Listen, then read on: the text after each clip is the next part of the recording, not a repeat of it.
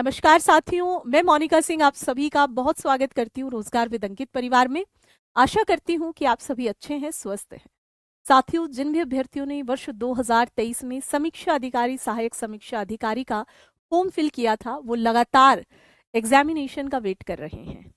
और ये परीक्षा हुई भी, उसके बाद रद्द कर दी गई और उसके बाद में आयोग ने एक अलग ही पैटर्न बना करके कि हम एक ही पेपर लेंगे, यानी 140 प्लस 60 जो अंक होंगे उनका एक ही पेपर होगा और दिन भर में 2 पाली होंगी। ऐसे ऐसे करके कई सारी चीजों को दिया, जिसमें कि मल्टीपल एग्जामिनेशन को लेकर के अभ्यर्थियों ने विरोध भी जताया, जो अपनी जगह बिल्कुल सही था। क्योंकि ये जनरल स्टडीज का पेपर है। सामान्य अध्ययन में जो स्केलिंग वाला एक ऑप्शन दिया जाता है वो कतई भी फिट नहीं बैठता। तो अब आयोग जो है एक दिन में परीक्षा को कराने की तैयारी में है। उसके अभी तक जो तैयारी है उनसे पता चल रहा है कि जैसे ही कुंभ संपन्न होगा तो एकदम से डेट दे करके आयोग इस परीक्षा को जल्दी से जल्दी कराना चाहता है। उसके बाद मुख्य परीक्षा भी होगी और जिन अभ्यर्थियों का चयन होना है उनके लिए वो खुशी का विशेष दिन भी जल्दी ही आएगा। तो साथियों, यहाँ पर आयोग की ओर से कुछ इस प्रकार की खबरें आ रही हैं, जहां पर यह भी बताया जा रहा है कि अब जो ये सेंटर्स हैं, ये सेंटर्स किस प्रकार से बनाए जाएंगे कि यहाँ पर जो 384 स्ट्रेंथ वाला स्कूल है, विद्यालय है, चाहे वो सीबीएसई बोर्ड का है, आईसीएसई बोर्ड का है, यूनिवर्सिटी है, कोई संस्थान है, कोई भी इंस्टीट्यूशन है, उन सभी को, तो जहां पर स्ट्रेंथ 384 है उतनी स्ट्रेंथ तक को भी सेंटर बनाया जाएगा। साथ ही साथ यहाँ पर यह भी कहा जा रहा है कि जहां पर 500 की strength whole A whole B इस तरीके से डिजाइन करके आगे करी जाएगी।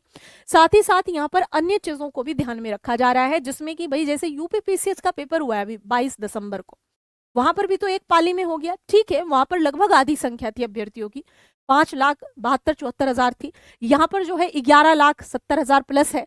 तो अगर हमने अभी भी, तो हमने मान लिया कि जितने भी स्कूल्स को अभी हमने कंज्यूम करा आयोग ने, शासन ने, तो अभी सारे के सारे स्कूल्स के अंदर में इस परीक्षा को यदि आयोजित कराया जाए तो ऑब्वियसली होगी। तो इस हेतु जो है लेटर्स वगैरह भेजे गए हैं 75 जिलों में कि भाई आपको, इन अधिकारियों को ये बोला गया है कि आप इसको एक ही दिन में कराइए, एक ही दिन में कराइए। और प्रारंभिक परीक्षाओं के लिए कोषागार से 25 किलोमीटर की दूरी तक जितने भी राजकीय माध्यमिक विद्यालय पढ़ते हैं, राजकीय डिग्री कॉलेज पढ़ते हैं, राज्य या केंद्र के यूनिवर्सिटीज पढ़ते हैं, पॉलिटेक्निक पढ़ते हैं, राजकीय इंजीनियरिंग कॉलेज पढ़ते हैं, मेडिकल कॉलेज पढ़ते हैं, उन सभी को, साथ ही साथ जो संपन्न वित्त पोषित शैक्षणिक संस्थाएं हैं, उन सभी को भी यहाँ पर जो है बनाया जाएगा सेंटर। यहीं पर यह भी लिखा है कि 500 की क्षमता वाले ए और बी ब्लॉक में यहाँ पर अलग अलग पर्यवेक्षक नामित हो, ताकि उस सुचिता को भी रखा जाए, है ना। सबसे जरूरी ये भी है कि जो पेपर लीक वाली समस्या आ रही थी, इस बार देखो दिसंबर में कितना फेयर एग्जाम हुआ है, कहीं से भी इस प्रकार की कोई खबर नहीं आई। तो यानी कि ये भी वही शासन है, ये भी वही जो एक तरीके से कह सकते हैं पूरी की पूरी मशीनरी जुट गई कि किसी भी प्रकार की ऐसी कोई घटना सामने ना आ पाए जिससे कि बच्चों का अहित हो।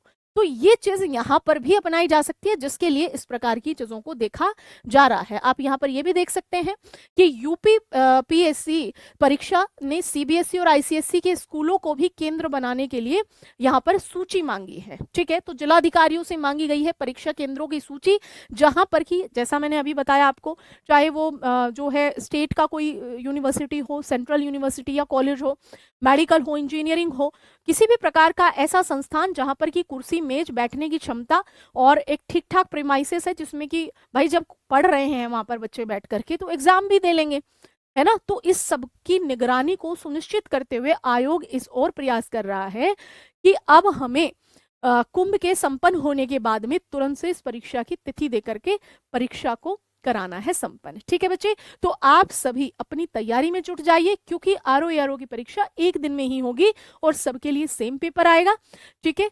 तो ऐसे ही अन्य जितनी भी जानकारियां होती है उसके लिए आरडब्ल्यूए हमेशा प्रयास करता है कि आपको देता रहे। आप सभी अपनी तैयारी करते रहें। आपका बहुत धन्यवाद। Thank you so much.